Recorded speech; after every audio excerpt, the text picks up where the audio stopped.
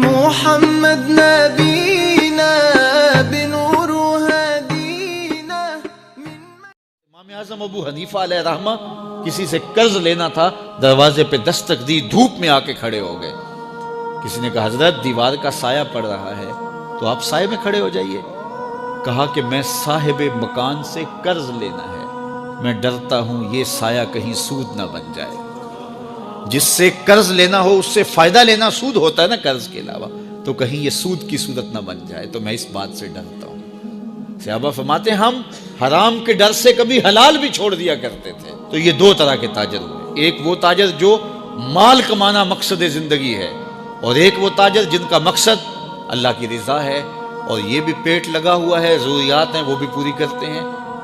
تیسرے تاجر وہ ہیں کہ جو چاہتے ہی ہیں کہ ہم ان اچھے لوگوں کی طرح بنیں، لیکن کچھ کمزوریوں کی وجہ سے ان سے کوتاہیاں بھی ہو جاتی ہیں. تو ان کے بارے میں ارشاد فرمایا، اے تاجروں کے گروہ، تم جب تجارت کرتے ہو تو اس میں کمی بیشی ہو جاتی ہے، کبھی کوئی لغو بات کر دی، کبھی کوئی ایسا معاملہ ہو گیا، تو اب اس کا مداوع کیسے کرو؟ تو فرمایا فشوبوہ بالصدقہ، تم صدقہ دیا کرو، تمہارے اس امر کا یہ مداوع بن جائے گا.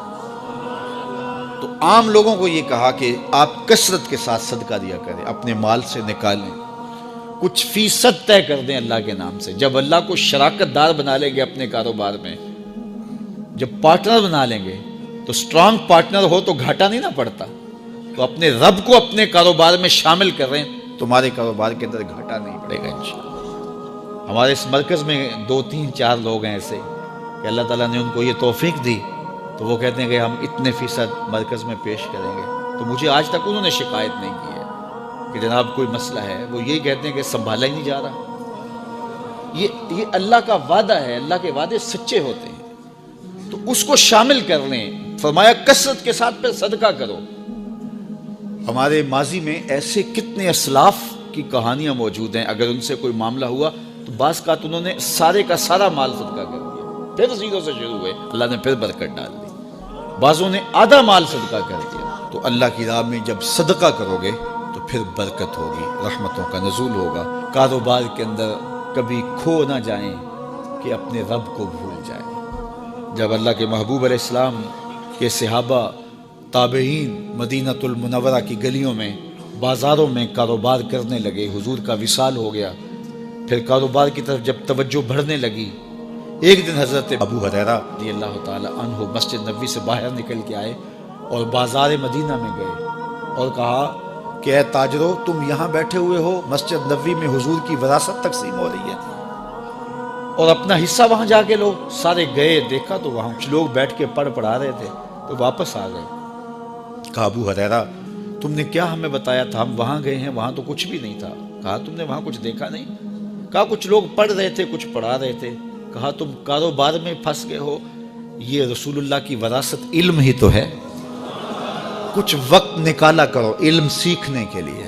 میں کہتا ہوں یہ 8 دن کے بعد جو جمعۃ المبارک کا موقع آپ کو ملتا ہے، اس کو اہتمام سے پڑھا کرو. ہمیں حکم دیا گیا بازار میں دیر سے جاؤ، جلدی واپس آؤ، مسجد میں جلدی جاؤ، دیر سے واپس آؤ. یہاں جتنی جلدی آؤ گے اتنی برکتیں ہوں گی. یہاں بیٹھنا بھی عبادت ہے، سانس لینا بھی عبادت ہے.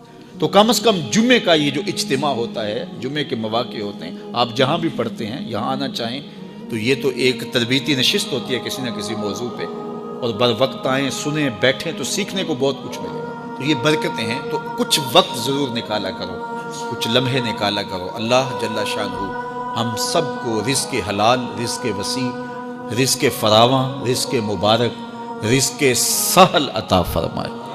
حرام کے ایک لقمے سے بھی اللہ ہمیں محفوظ فرمائے. ہماری نسلوں کو بھی اللہ حرام کے لقموں سے محفوظ فرمائے. اللہ ہمیں جو عطا کرے اپنے کرم سے اس پہ قناعت نصیب فرمائے. چونکہ قناعت اگر نہیں ہے تو جتنا بھی مل جائے کبھی پیٹ نہیں بھرتا. اور حضرت شیخ سعدی بولے پیٹ تو بھاری جاتا ہے، آنکھ ہی نہیں بھرتی.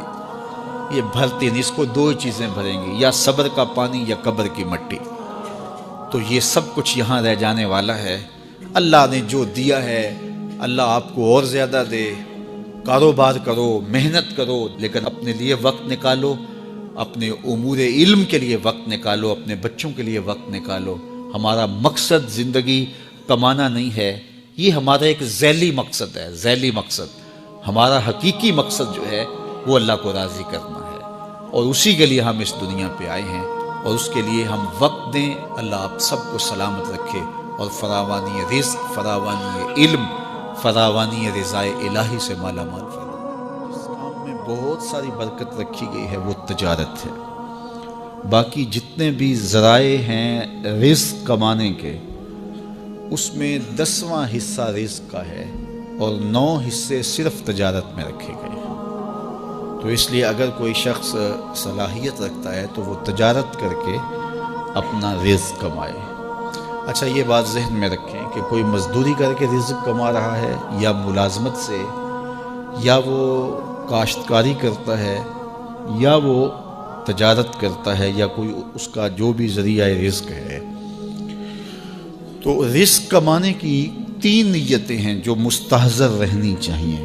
اگر ان نیتوں کے ساتھ وہ رزق کمائے گا تو اس کا رزق کمانا عبادت کہلائے گا۔ پہلی نیت، اپنے آپ کو سوال سے بچانا تاکہ اپنی ضروریات پوری کی جائے۔ وہ کاروبار کرے، وہ مزدوری کرے، وہ ملازمت کرے یا کاشتکاری کرے۔ دوسری نیت جو مستحضر ہو، اپنے وہ لوگ جو آپ کے زیر کفالت ہیں، وہ بوڑھے ماں باپ بھی ہو سکتے ہیں، وہ آپ کی اولاد ہے یا آپ کی بیوی ہے، جو بھی آپ کے زیر کفالت لوگ ہیں، ان کی کفالت کی نیت سے روزی کمانا، کہ میں ان کی اچھی تربیت کر سکوں، ان کو اچھی تعلیم دلوا سکوں، ان کی ضروریات کو پورا کر سکوں، ان کے رہنے کے لیے گھر خرید سکوں، اور ان کے اچھے لباس باہم پہنچا سکوں، ان کی غذائی ضروریات کو پورا کر سکوں، بیمار ہو جائیں تو ان کو دوائی لا کے دے سکوں، ان کی شادی بیاہ کے اخراجات پورا کر سکوں۔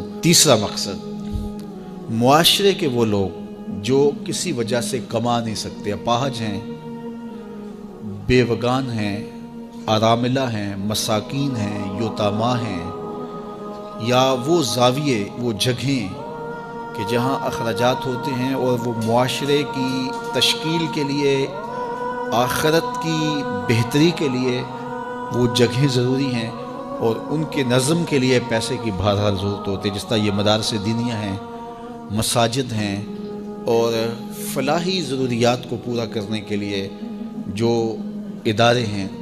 تو اس نیت سے کمایا جائے کہ اگر میری ضرورت اور میرے بچوں کی ضرورت سے رزق زیادہ ہو جائے تو میں اس رزق سے، اس مال سے، اس دولت سے غرباء و مساکین کی مدد کر سکوں گا، اس سے معاشرے کے اپاہج اور کمزور لوگوں کے کام آ سکوں گا، مدارس دینیہ اور مساجد کے نظم کو چلانے کے لیے میرا ایک بھرپور حصہ ہو سکے گا۔ تو اس نیت کے ساتھ وہ کاروبار کرتا ہے۔ ان 3 نیتوں اور اہداف سے ہٹ کر کے رزق کمانا مذموم ہو جاتا ہے۔ اگر کوئی اس لیے رزق کماتا ہے کہ میرے پاس دولت فراواں ہو تو میں عیش و عشرت کر سکوں گا، میرے پاس دولت فراواں ہو تو میں اپنی برادری میں، اپنے شریکے میں تفاخر کر سکوں گا، میں امراء کی فہرست میں آ جاؤں گا اور میں ان میں نمایاں ہو جاؤں گا، یہ مقاصد سفلی مقاصد ہیں، ان کی اجازت اسلام نہیں دیتا۔ تو ان 3 مقاصد کے لیے رزق جتنا بھی کما سکتے ہو آپ کماؤ، اپنی ضروریات کو پورا کرو، اچھے طریقے سے پورا کرو، اپنے بچوں کی ضروریات کو اچھے طریقے سے پورا کرو۔ یجب علی صاحب المال ان یوسع علی عیالہ، صاحب مال پر واجب ہے، حضرت سیدنا علی المرتضیٰ فرماتے ہیں کہ وہ اپنے اہل و عیال پر اچھا خرچ کرے، ان کو اچھا لباس پہنائے ضرورت کے مطابق، اسی طرح ان کی اچھی تعلیم کے لیے کوشاں ہو جائے اور ان کی ضروریات اچھے انداز سے پوری کرے۔ اسی طرح آپ غرباء و مساکین کے لیے، مساجد کے لیے اور مدارس دینیہ اور دیگر زاویوں کے لیے آپ جتنا مرضی کھل کے خرچ کریں، اسلام آپ کو اس کی اجازت دیتا ہے۔ لیکن چوتھی نیت اپنے اہداف میں شامل نہ ہونے دیں کہ میرے پاس دولت فراواں ہوگی تو میں عیش و عشرت کر سکوں گا، میرے پاس دولت فراواں ہوگی تو میں محلے میں، گلی میں نمایاں ہو جاؤں گا، میں اپنی برادری میں، اپنے شریکے میں اونچا ہو جاؤں گا اور سارے میری طرف حسرت سے دیکھیں گے۔ اس طرح کی سوچیں ایک صالح انسان کی سوچوں سے مطابقت ہی نہیں رکھتی ہیں۔ تو یہ 3 نیتوں اور 3 اہداف کے لیے